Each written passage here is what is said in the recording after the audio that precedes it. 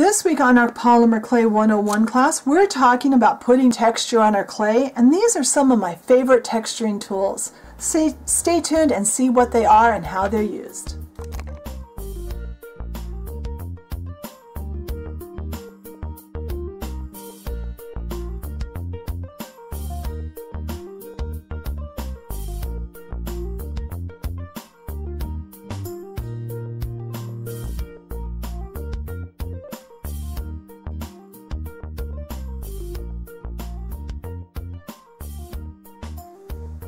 Alright, so I have this piece of scrap clay here, and I'm going to show you the textures that I can get, just the basic textures I get with the different tools I'm going to show you.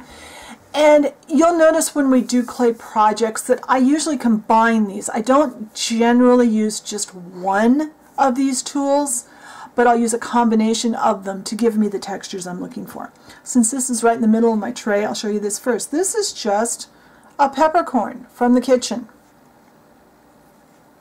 And you just roll that on your clay. Obviously you don't want to eat this after you've rolled it on your clay. But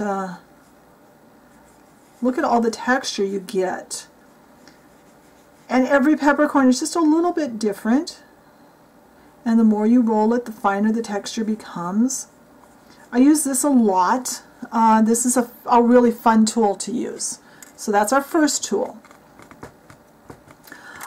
Pointy tools. I'm going to call that a category, my pointy tool category. And I have three things. The toothpick works, yeah, okay. In a pinch I use, and for some textures I'll use a toothpick. But you can see the toothpick works. So you can use it to bring up a crumb, or you can use it to make a line. Sewing pin, especially the kind with the head on them that are a little bit longer. Just kind of use it like this. I use this a lot when I'm bringing up a crumb texture, like on a piece of cut cake or cut bread. And I'm just barely scraping the surface of the clay with the tip. Just barely. And this is actually my favorite pointy tool. This is a dental pick. I used to be able to get these at Dollar Tree really easily, and I haven't been able to find any for quite a while. But I look every time I go in.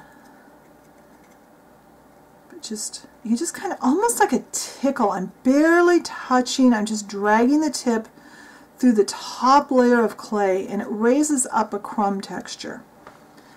Those are the pointy tools. Those are a lot of fun to use, and they give you lots of texture. Next, let's turn this over. And let's actually kind of flatten it out again so we can get more texture on it. Now, a piece of aluminum foil. You can use a small ball of aluminum foil or a bigger one like this. I like this one because it fits my hand really well. And I can just roll it on there and get a really good texture for a lot of these are used a lot for baked goods. And the more you mess with it, the more detail and the more fine your texture gets. Another really useful and free tool. A lot of times when I'm making cookies or things like that, I will set them on a piece of sandpaper because that gives me another good texture. Also, I'll use an emery board the same way. A lot of times I'll cut something off and I'll put it on the emery board to work with it. What that does is it gives me a good grainy texture, kind of like a baked good, on the bottom, and I can work on the sides of my project. You've probably seen me do that if you've watched many of my videos. Now, one of the really fun ones, this is one of those scrubbing pads you get for your dishes. It's got like a foamy stuff, and it's a fabric outside or a plasticky outside. I actually like this one from the Dollar Tree better than the name brand one from the grocery store, and it's a lot cheaper because I like the texture better. Again, you just do this. And a lot of times I'll use this first, and then I'll use some of the other tools over it.